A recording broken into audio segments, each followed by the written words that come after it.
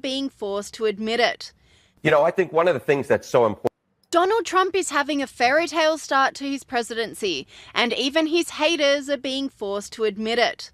You know, I think one of the things that's so important for politicians is for folks to believe what they're saying and that they're keeping their campaign promises. So I think this gives you a pretty gosh darn good idea of what may be going on. Trump's doing what he promised to do. You go back to April of 2017, it was just 46% of all Americans who said that Trump was doing what he promised to do. Compare that now to February of 2025. You know, there was a good show that was on during the 1990s called A Different World. That is what's going on right now. We're living in a different world. 70% of Americans say Trump is doing what he promised to do. Again, compare that to April of 2017 when it's just 46%. When Americans are 24 points more likely to say that you're doing what you promised to do, it's no wonder that your net approval rating is much more likely to be on the positive side of the ledger than on the negative side. And so far, what we're seeing, again, is Americans, 21 days so far, versus just 11 days during his entire first term, that Trump has a positive net approval rating. Quite a different world. And with the contrast between Republican and Democrat... Hold on. I need to pivot very quickly. That video, if you look at the beginning of this video, they kind of ignored the fact that his approval rating... Can you guys see the screen? All right. So they kind of ignored the fact that his approval rating, or they kind of skipped past that and went to Trump doing what he promised. Just because people are saying that Trump's doing what he's promised does not mean that they approve of what he's doing. But when you look at the first screen, in his first term, only 11 days out of his entire first term, he had a positive net approval rating. So far this election term, 21 days. I believe it's every day that he's been in office. That's what needs to be focused on. And the reason why I'm going to pivot, because I don't think that they elaborated on it enough in this video. Let me go to this other video so you guys can see the data that I saw in the other CNN video that a lot of people were upset about. Take a look at this. This is the one that you need to see, but I'm glad that you got to see both. It's been 21 days now since President Trump took office, wasting no time issuing sweeping orders to dramatically reshape the federal government. This is a much more organized and effective start to his second term as compared to his first. CNN senior data reporter Harry Enton joining us now to run the numbers. Harry, hello. Good to see you. Hello. Oh, Harry. We're getting some new information about how Americans view President Trump's, how he's doing his job.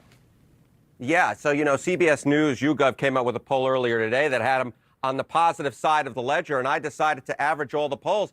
And you know what? The average of the polls also has him on the positive side of the ledger. All right, let's take a look. Trump's net approval rating on February 9th. Look at this. In 2025, he's at plus 4 points. Look where he was in 2017, his first term at this point. He was at minus 5 points, so he's doing nearly 10 points better on the average. And more than that, as I mentioned, it's not just the CBS News poll. It's the Ipsos poll. It's the Gallup poll. It's the Pew poll. All of these polls have him in better shape than those respective polls had him at this point back in 2017. So the bottom line is, no matter where you look, Donald Trump is more popular than he was 8 years ago at this point in his first term, and he's on the positive side of the ledger versus the negative side of the 0-point line as he was back in 2017. And how rare... So why are Democratic politicians raging in the streets? Why are they cursing? Why is Jasmine Crockett saying, "We're on your ass"? Why? The American people are speaking. They are approving what he's doing at a much higher rate, but it seems like the politicians are getting even more extreme against him. Aren't they supposed to represent the people? If the people are approving him more, then the politicians, in my opinion, put your pride to the side, because you're a representation of the people. But see, this is what we saw the entire election cycle, or the election process, when it came to Kamala Harris. An entire disconnect from the Democratic leadership, to where they came across as if they know better for the people than the people know for them. We're seeing it now as well. Where is it that Trump's in this positive territory when it comes to his approval rating? Yeah, you know, I remember Donald Trump's first term, and it just seemed every single day Donald Trump was in the negative territory. And it turns out it was pretty much every single day of his first term. positive net approval rating for Donald Trump, again, using the aggregate of the polls. Look at this. In his entire first term, just 11 days was he on the positive side of the ledger. Compare that so far, every single day, all 20 days so far, he has been on the positive side of the ledger. So he has nearly doubled up the number of days in which he has a positive net approval rating from his first term.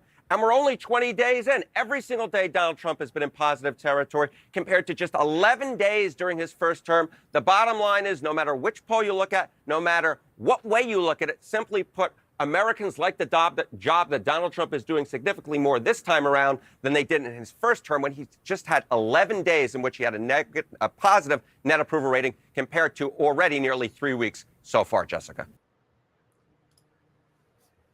The people have spoken. The people have spoken. On that note, we're going to finish up the show. On that note, I guess the closing remarks, I didn't really have any positive closing remarks for y'all other than I think the takeaway from this show is a little less emotion, more logic, like a lot of other shows, and to not allow ourselves to be triggered by the things that are tricking us. Stop being triggered by the things that are tricking us. And when I say tricking us, I mean the things that we are fighting for, the things that we embrace, the things that we love, the things that we define as Black excellence and the essence of Black culture. Maybe we should raise our standards a little bit, so therefore those things would be more positive things that we are identifying as cool and aspiring to be like, so therefore we'll have more positive results and successful outcomes. So that's where I'll leave it. Y'all know how we finish the end of every show. For the newcomers, we take 45 seconds to just clear our mind, meditate, get your breath work, do whatever it is you need to do in order to finish up by the end of this show and have the right mindset to get a good night's rest. This is halftime. Y'all know every week we set out on Sunday and Monday to make this our greatest week ever. Wednesday we look at as halftime. So whatever it is that we need to do to get a good night's rest and to make sure that we can finish off the week strong, you take those 45 seconds to do so and remove all that energy that I may have ambushed you with forcing you to like Donald Trump.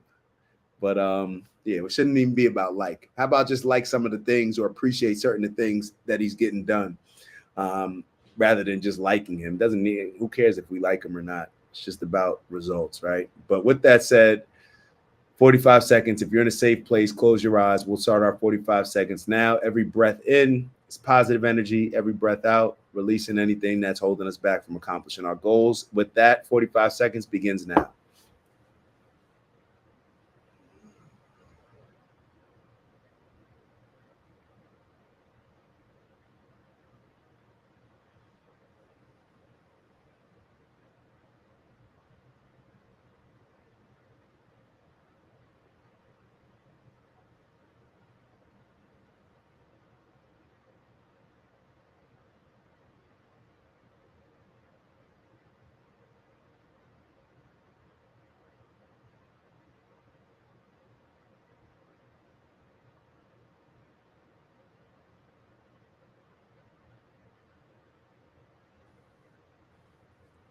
All right, one more deep breath. Exhaling, we're going to start with the exhale. Exhaling all the BS. Inhaling nothing but positive. Positive energy, feel good, smiles, love, all that stuff. All right, y'all know what it is. Y'all know what we come here to do, elevate on purpose, both from an intentional standpoint as well as raising our standards to not only become the best leaders that we can become, but in order to become the individuals that we need to grow into to accomplish the outlandish, arrogant goals that we are confident enough to have, that we need to have. All right. Strength and honor, onward and upward. Y'all know what it is when I say get into that bag, making sure that you are aligned with every small activity is aligned with us getting to that bigger goal. What's in your bag is in your bag. The things that are in my bag that I align with: peace, love, happiness, health, wealth, and everything we do. Integrity. Shy sent the 100 emoji. She filling in for Ant and Queez. I had a video that I was gonna play for Ant, but since I ain't see him on, so we'll save that for Friday. He'll have a good time with that. But salute all y'all, love, appreciate y'all. Y'all have an amazing week. Let's get to these wins. Let's get to these wins, and let's not get discouraged. Let's not lose focus. Politics is politics. It is what it is. We got to win regardless. We got to work with our communities to unite and put ourselves as a whole in a better place. So I'm wishing y'all positive, healthy, loving energy and a whole lot of wins. And with that, I'll see y'all soon. Ew.